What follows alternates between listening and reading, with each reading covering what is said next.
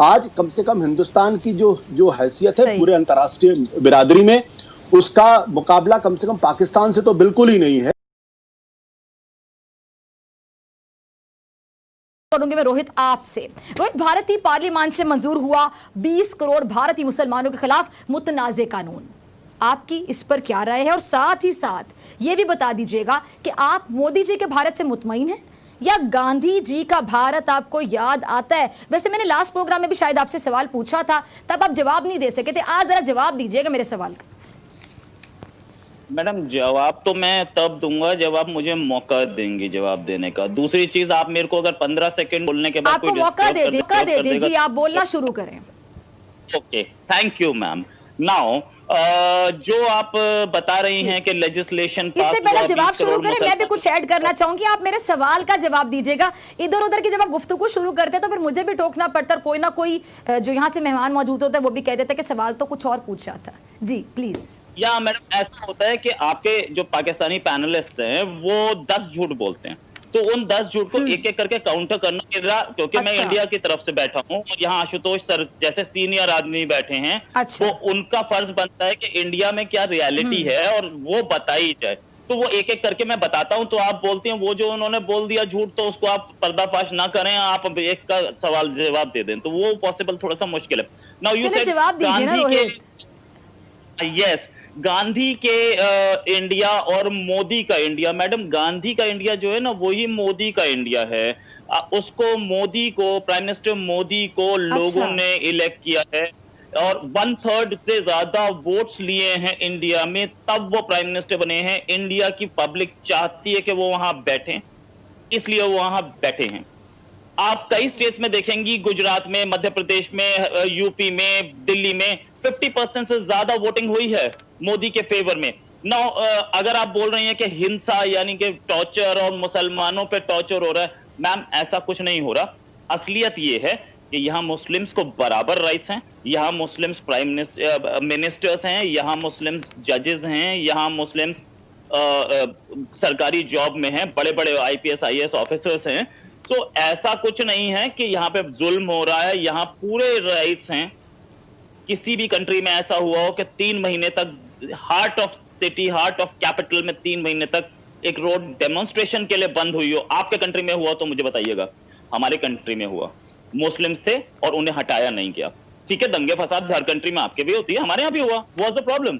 लेकिन मैं ये नहीं बोल रहा कि दंगा फसाद सही है, हुआ, गलत हर जगह होता है, इस समय अमेरिका में भी हो रहा है, वो भी गलत है, लेकिन राइट्स पूरे हैं, सबको हैं, और ऐसा नहीं है कि कोई बहुत बड़ा उनके ऊपर जुल्म हो रहा है या समथिंग एल्स। नरेंद्र मोदी की जो पॉलिसीज हैं, जो बीजेपी गवर्नमेंट की पॉलिसीज है, खासतौर पर जब से नरेंद्र मोदी साहब आए हैं गवर्नमेंट में, और हम देख रहे हैं कि जिस तरह शाइनिंग इंडिया कहा जा रहा है, तो शाइनिंग इंडिया तो बर्निंग इंडिया में तब्दील हो रहा है। आशुतोष साहब आपकी तरफ आना चाहूंगी। आपने मलिहा का कमेंट भी सुना, आपके जो हम वतन रोहित शर्मा है सहाफी, उनकी भी आपने गुफ्तगू सुनी। इसके बाद मैं ब्रिगेडियर साहब आपकी तरफ आऊंगी। पहले मैं आशुतोष साहब का पॉइंट ले लूँ।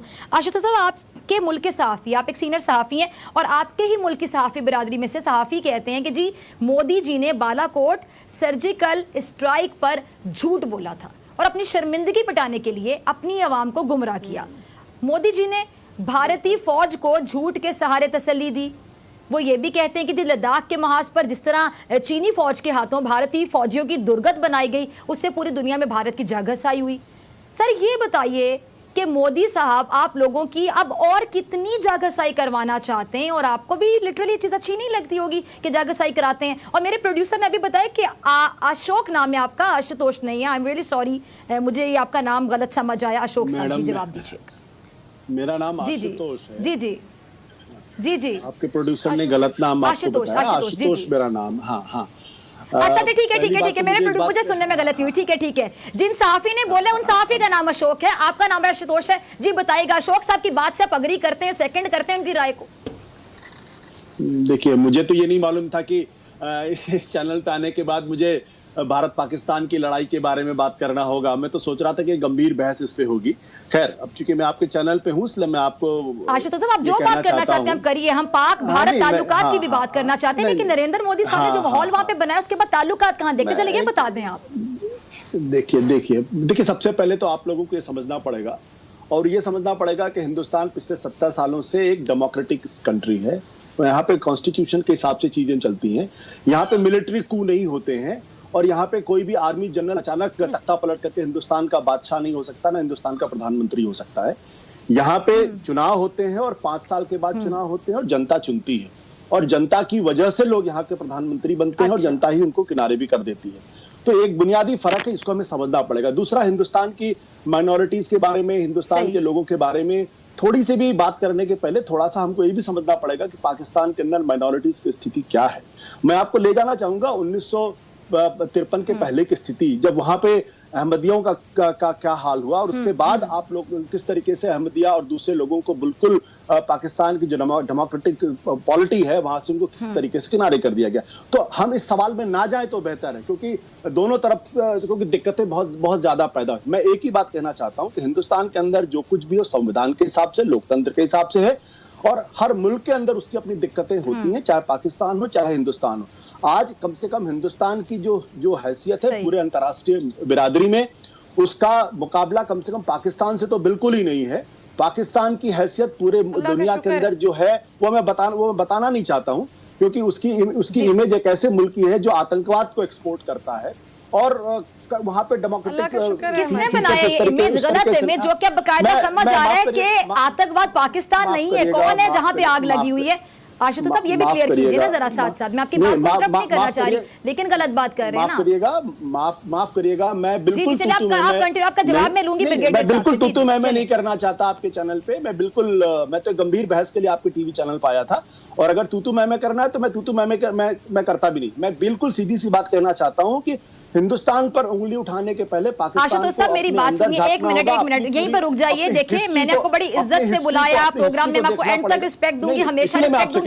ये कोई अर्नाब गोस्वामी का प्रोग्राम नहीं है, ये रिपब्लिक टीवी नहीं है कि यहाँ पे बैठ के बदतमीजी की जाएगी। हमारे यहाँ से जो मेहमान जाते हैं, अर्नाब गोस्वामी जो हाल करते हैं, यहाँ पे तू मैं वाली बात तो है ही नहीं। आप अपने आर्गुमेंट से बात, आप आर्गुमेंट अपने बिल्कुल आप जो राय देना चाहते हैं आप देंगे, हम आपकी आवाज भी बंद नहीं करेंगे, मैं आप पे चढ़ाई भी नहीं करूंगी, बदतमीजी भी नहीं करूंगी। नहीं मैडम माफ करिएगा, मेरी कोई दिलचस्पी इस तरीके की बहस में रहने की मेरी कोई दिलचस्पी नहीं, माफ करिएगा आप मुझे।